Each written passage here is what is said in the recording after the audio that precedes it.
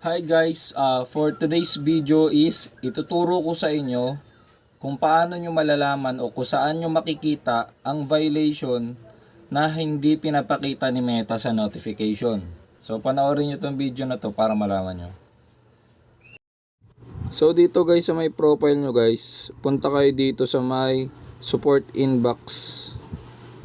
Tapos i-click nyo yung your alerts.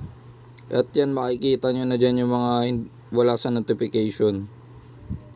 Yung mga report ng copyright, ganyan. Nandyan yung mga issue. So, i-click nyo na lang dyan yung bawat post nyo. Tapos saka nyo i-delete. Mawala rin yung issue ng nyo, profile nyo. Yun lang guys.